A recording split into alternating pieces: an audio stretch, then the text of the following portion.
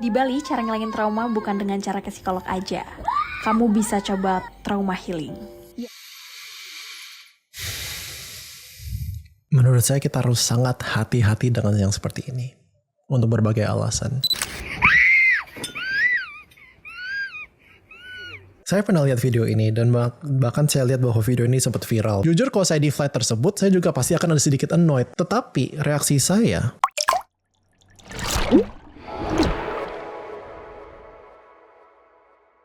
Halo semuanya, kembali di Wellspring Conversation bersama saya, Dr. Sandy Oni. Pada hari ini kita mau coba nih format baru di Wellspring Conversation di mana saya lakukan reaction videos. Jadi saya udah disiapin sama tim, saya belum nonton videonya. Mereka ingin lihat reaction saya terhadap video-video tersebut. Jadi yuk kita nonton sama-sama.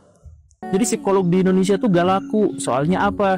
Kalau ada gejala-gejala aneh dari kepribadian itu datangnya ke dukun, di ruqyah, dengan cara-cara yang aneh seperti itu. Kemudian kalau ada yang mau datang ke psikolog langsung dianggapnya sebagai gangguan jiwa gitu.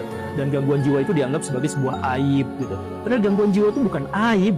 Gangguan jiwa itu harus diatasi dan gangguan jiwa itu kan nggak langsung gila gitu. Yes, 100% yang dikatain sama Pak yang tadi itu 100% betul. Memang di Indonesia orang itu aneh ya. Kok ke psikolog merasa stigma, merasa kok aneh gitu.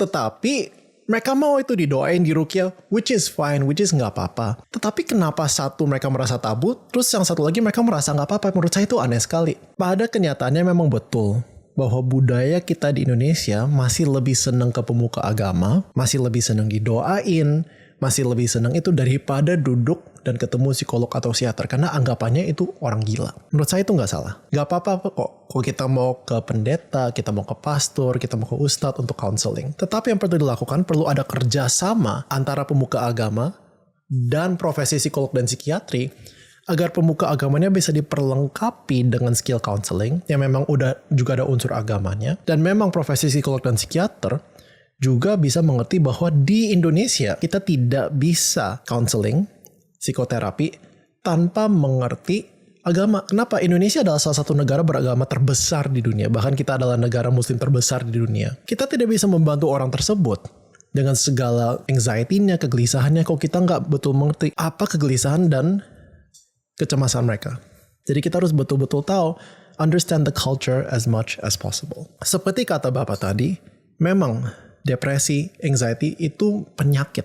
Itu bukan kelemahan. Dan seringkali, ini ya, nggak salah kok untuk kita lebih beribadah. Nggak salah kok kita mau berdoa. Tapi jangan sampai kita lakukan itu dan kita tidak mencari bantuan profesional. Keduanya harus bisa kerjasama untuk kita bisa menjadi lebih sehat.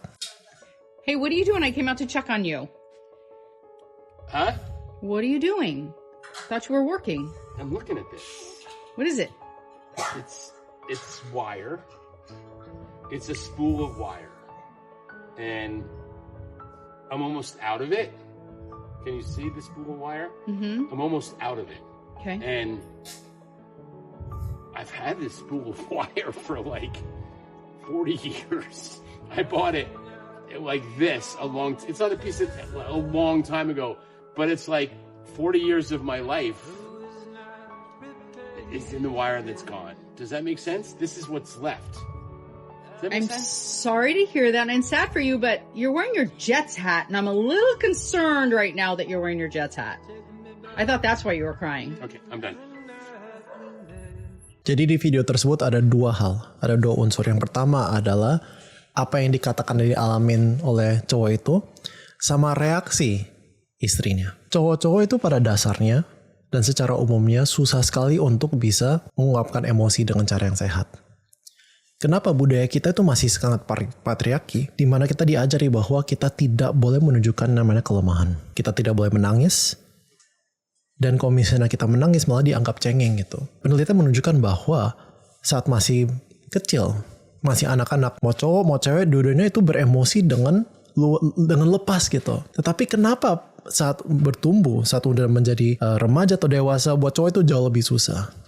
Salah satunya karena itu budaya kita tidak mengizinkan para lelaki untuk bisa mengungkapkan emosi dengan luas, dengan lepas. Angka dan tingkat bunuh diri untuk laki-laki itu 2-3 kalinya angka dan tingkat bunuh diri untuk perempuan. Dan mayoritas, kalau kita lihat per kapitanya, itu biasa lelaki yang middle age sampai yang udah lebih lansia, yang kebanyakan meninggal. Why? Karena kalau seumur hidup kita diajarin untuk kita nggak boleh beremosi. Apakah emosi itu tiba-tiba menghilang? Enggak. Munculnya dengan secara tiba-tiba. Seperti di video tadi. Kita lihat video tadi di mana dia lihat bahwa kawatnya udah habis. Bagi dia tiba-tiba dek, itu seolah-olah kehidupan saya udah dikit lagi udah habis gitu. Makanya dia menangis, dia merenung. Dan untuk lelaki bisa berani mengungkapkan emosi seperti itu nggak gampang sebenarnya. Dia baru merasakan bahwa ternyata kehidupan saya sudah berjalan sejauh ini. Dia merenung, dia refleksi. Dan itu adalah momen yang sangat-sangat rentan bagi dia. Jadi yang pertama adalah kebanyakan lelaki dan cowok, kita nggak pernah diajarin bagaimana mengelola emosi dengan sehat. Itu adalah hal yang kita harus belajar sendiri. Itu adalah hal yang kita harus berusaha dan kadang-kadang nggak akan sempurna. Saya tahu banyak punya ekspektasi bahwa kalau kita punya emosi, oke kita duduk, kita menjelaskan. It's not that easy sebenarnya. Makanya banyak sekali lelaki kita malah lebih senang kerja gitu. Kita achieve sesuatu, kita ada banyak project supaya kita nggak usah duduk dan memikirkan emosi kita. Tapi we try. Saya yakin banyak dari laki-laki itu berusaha gitu. Sehingga ada momen seperti ini di mana dia coba menjelaskan ini loh yang saya rasakan. Yang kedua, reaksi istrinya pada saat ini saya rasa bukan contoh yang paling baik dalam menanggapi ucapan suaminya tadi. Bagi istrinya ini kenapa sih ngomongin kawat? Ini kenapa sih ngomongin kabel gitu? Gampang. Tapi kita harus mengerti bahwa untuk orang yang tidak sering dan gampang untuk mengungkapkan emosinya, yang tadi dia coba ungkapkan itu benar-benar dalam sekali. Dia coba mengungkapkan bahwa ini loh yang saya rasakan, bahwa saya rasa hidup saya sudah berjalan sejauh ini, dikit lagi udah habis. Gitu. Kita harus belajar bahwa, terutama orang-orang terdekat kita, mungkin mereka mengungkapkan emosi mereka dengan cara yang kita nggak anggap biasa. Kadang-kadang lucu bahkan. Kok ngomongin kawat gitu. Tapi kita harus tetap appreciate, acknowledge bahwa ini suatu yang nggak gampang. Dan bukannya kita langsung distract ngomongin yang lain. Tadi dia ngomongin soal topinya. Kita duduk bersama mereka. We ask them what's going on. And we talk to them. Jangan kita cepet-cepet ganti topik. Ini saya tahu bahwa dalam pernikahan atau dalam hubungan ini pasti ada plus minusnya dan pasti ada relationship dynamicnya. Tapi dalam kasus ini saya bisa cerita sebagai lelaki, sebagai suami. Kalau kita sama orang, terutama istri, kita berusaha mengungkapkan emosi. Dan tentunya nggak akan pernah sempurna. Kita kadang-kadang susah untuk mengungkapkan emosi dan berkata-kata dengan jelas. Dan dibalasnya seperti itu, yang terjadi adalah lama-lama we just stop. Ngapain kita terus coba explain emosi kita dengan terbata-bata dengan kata-kata yang mungkin dianggap lucu gitu. We will stop trying. Jadi for the men, we need to learn to express our emotions better. Kita harus belajar untuk bagaimana kita mengungkapkan emosi dengan lebih baik. Tapi untuk orang sekitar, mau cowok, mau suami, mau istri, mau anak, terutama untuk laki-laki yang angka bunuh dirinya tinggi sekali gitu. There's a lot of emotion. Kita yang harus belajar mendengar, kita harus belajar menggali agar kita bisa lebih mengerti mereka.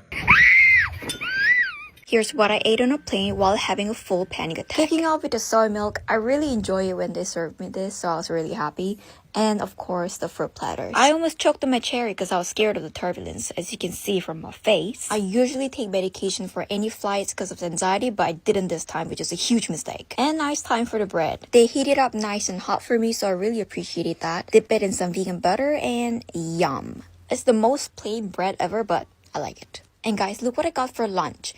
This nasi lemak, I've been hoping and praying for this for like a year. Because out of the whole rotation of their oriental food choices from this Singapore Airlines business class, this is hands down the best. The coconut rice and then the tofu and then the tempeh, 10 out of 10. I really love the food, but I couldn't finish it because I can't eat when the plane is like going left and right, you know. So I finished my meal early so I can watch the movie and relax. But I could not relax because you can see it's shaking. I'm scared. I'm holding onto the side. My pinky's up. That means I'm really scared. And then the captain announced that we're gonna go through some turbulence, so everyone buckle up. And I was really shitting myself. Okay, I'm so sorry for the scream.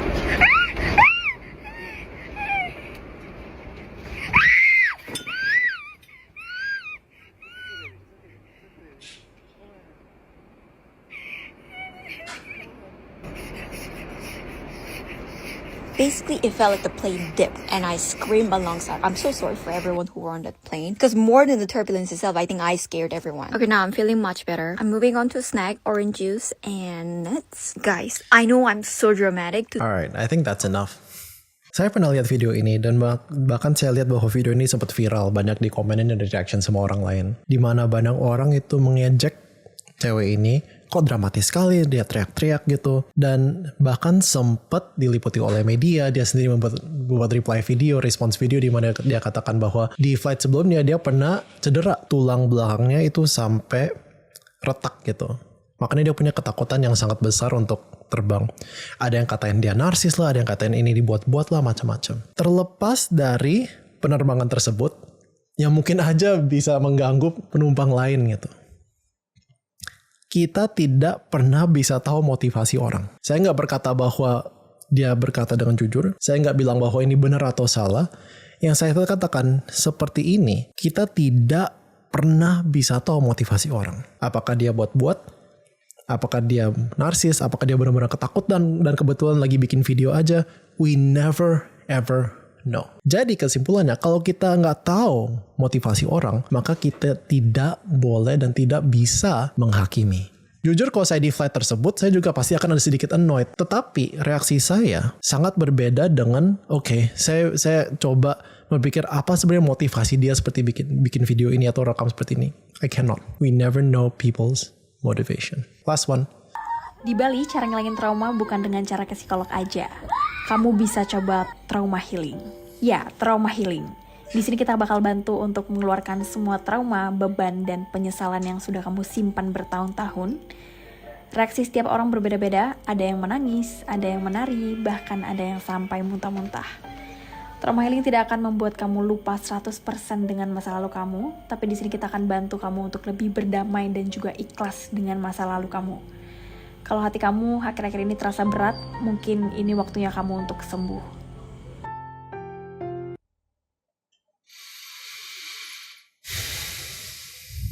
Menurut saya kita harus sangat hati-hati dengan yang seperti ini. Untuk berbagai alasan.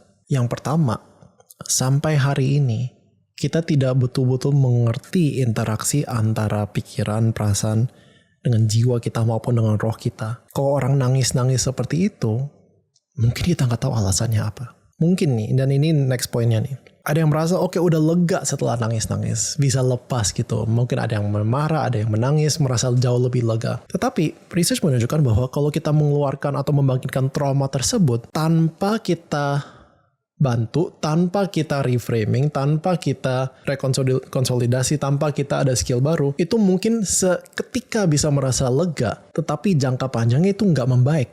Saat itu merasa nangis, saat itu mereka merasa wah lega, capek gitu abis nangis-nangis, tapi tidak ada next step-nya, tidak ada change-nya. Jadi kalau misalnya mau soul healing dan merasa membantu, nggak apa-apa, tapi itu bukan berarti itu menggantikan psikolog atau psikiater. Kenapa? Kalaupun itu sebenarnya membantu, itu dua hal yang berbeda. Jadi mungkin dari soul healing ini, mereka bisa membantu mengingatkan kita tentang trauma. Menurut saya tetap bahaya sih kita membangkitkan trauma tanpa ada profesional di sana. Tetapi jangan lupa dari sana, trauma tersebut kita olah bersama psikolog dan psikiater agar bisa lebih tuntas. Terima kasih sudah menonton hari ini untuk reaction videonya. Don't forget to like and subscribe. And see you next time in Wellspring Conversations.